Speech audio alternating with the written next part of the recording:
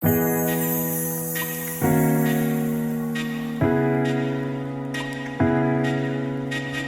Hall, welcome back to cook and travel with Cheney.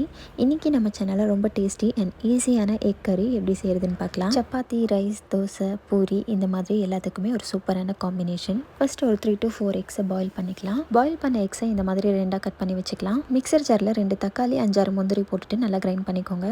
கடையில் ஒரு cup எண்ணெய் ஊற்றிக்கலாம். எண்ணெய் சூடானதும் பட்டை, லவங்கம், சோம்பு, சீரகம் போட்டுக்கலாம். இதெல்லாம் லைட்டாக பொரிஞ்சதும் ஒரு 3 பெரிய வெங்காயம் இந்த மாதிரி சின்ன சின்னதாக கட் பண்ணி சேர்த்துக்கோங்க. வெங்காயம் நல்லா கோல்டன் ப்ரௌன் ஆகிற வரைக்கும் ஃப்ரை ஆகட்டும். இப்போது 2 டேபிள் ஸ்பூன் இஞ்சி பூண்டு பேஸ்ட் ஆட் பண்ணிக்கோங்க. கொஞ்சம் கை விடாமல் கிளறி விட்டுட்டே இருங்க, அது அடி பிடிக்காத அளவுக்கு. இஞ்சி பூண்டோட பச்சை வாசனை போனதும் ஒரு தக்காளியை இந்த மாதிரி சின்ன சின்னதாக கட் பண்ணி சேர்த்துக்கோங்க. அதையுமே சேர்த்துட்டு நல்லா கிளறி விட்டுட்டே இருங்க.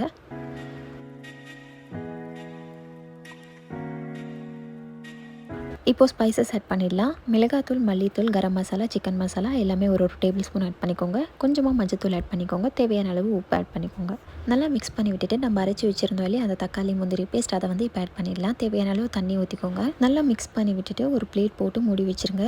ஒரு 5 மினிட்ஸ்க்கு இதை நல்லா கொதிக்கிட்டோம். ஒரு 5 மினிட்ஸ் கழித்து ஓப்பன் பண்ணிங்கன்னா இதில் எண்ணெயெல்லாம் நல்லா பிரிஞ்சு வந்திருக்கும். இந்த அளவுக்கு குக் ஆனதும் நம்ம பாயில் பண்ணி வச்சுருந்தோம் இல்லையா எக்ஸ், அதெல்லாம் இப்போ இதில் ஆட் பண்ணிடலாம். ஒன்றுன்னா பொறுமையாக ஆட் பண்ணுங்கள். இந்த மாதிரி ஆட் பண்ணி முடிச்சுட்டு மசாலாவை எல்லா எக் மேலேயும் படுற மாதிரி இந்த மாதிரி கோட் பண்ணி விட்டுடுங்க. பண்ணிவிட்டு ஒரு பிளேட் போட்டு மூடி வச்சுருங்க. இன்னொரு 1 to 2 மினிட்ஸ் குக் ஆனால் போதும். இப்போது ஓப்பன் பண்ணிவிட்டு எக்ஸ் எல்லாம் இன்னொரு பக்கம் ஃப்ளிப் பண்ணி விட்டுடுங்க. கொஞ்சமாக கஸ்தூரி மேத்தி தூவி இருக்குன்னா நம்மளோட டேஸ்டி அண்ட் ஈஸியான எக் கறி ரெடி. சுட சுட சர்வ் பண்ணுங்கள், என்ஜாய் பண்ணுங்கள். கண்டிப்பாக நீங்களும் ட்ரை பண்ணி பாருங்கள். எப்படி இருந்துச்சுன்னு கமெண்ட்ஸில் சொல்லுங்கள். அப்படி ட்ரை பண்ணால் மறக்காமல் என்னோட சேனலை டேக் பண்ணுங்கள்.